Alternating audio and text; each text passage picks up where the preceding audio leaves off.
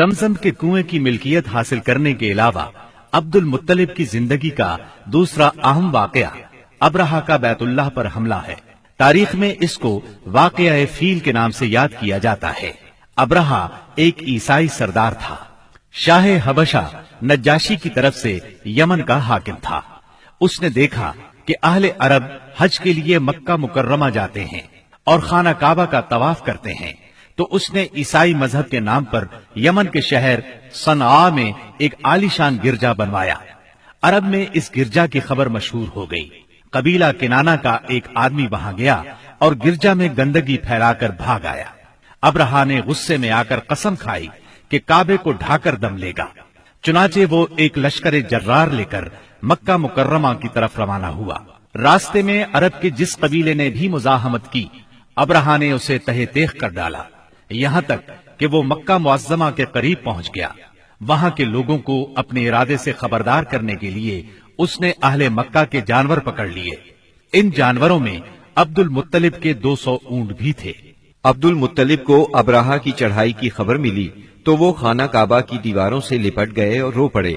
اللہ سے اپنے گھر کی حفاظت کی دعا کی۔ قریش کے چند سرداروں کو لے کر ابرہہ سے ملنے کے لیے گئے اور اس سے اپنے اونٹوں کی واپسی کا مطالبہ کیا۔ ابرہہ ان کی بات سن کر حیران ہوا اور بولا، تم نے اپنے اونٹوں کی واپسی کی تو بات کی، کعبے کے متعلق ایک لفظ بھی نہیں کہا۔ میں تو یہاں کعبے کو ڈھانے کے لیے آیا ہوں۔ عبد المطلب نے جواب دیا، اونٹ میری ملکیت ہیں، اس لیے ان کی رہائی کے لیے چلا آیا۔ کعبے کا مالک اللہ ہے جو اپنے گھر کو بچانے کی پوری طاقت رکھتا ہے۔ ابرہہ نے ان اونٹوں کی واپسی کا حکم دے دیا۔ یہ اپنے اونٹ لے کر مکہ معظمہ واپس آ گئے۔ 60-70 ہزار کا لشکر تھا اور اس میں 9 یا 13 ہاتھی تھے۔ اس لشکر نے آخر مکے پر چڑھائی کی۔ لشکر مکے کے نزدیک پہنچا تو محمود نامی ہاتھی نے مکے میں داخل ہونے سے انکار کر دیا اور وہیں بیٹھ گیا۔ ایسے میں اچانک باہر کلزم کی طرف سے پرندوں کا ٹڈی دل نظر آیا۔ ان کے پنجوں اور چونچوں میں کنکریاں تھیں۔ جن سپاہیوں پر وہ کنکریاں پڑتی ان کے اعضاء کٹنا شروع ہو جاتے۔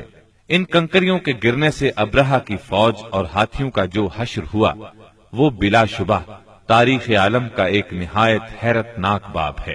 خود ابرہہ مشکل سے گرتا پڑتا صنعاء تک پہنچا اور نہایت دردناک عذاب میں گرفتار ہو کر یمن میں مرا۔ عربوں کے ہاں اس سال کو عام الفیل کہتے ہیں۔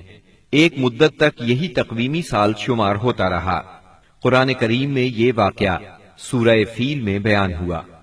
بسم اللہ الرحمن الرحیم ألم تر كيف فعل ربك بأصحاب الفيل ألم يجعل كيدهم في تضليل وأرسل عليهم طيرا أبابيل ترميهم بحجارة من سجيل فجعلهم كعصف مأكول۔ کیا تم نے نہیں دیکھا تمہارے پروردگار نے ہاتھی والوں کے ساتھ کیا سلوک کیا؟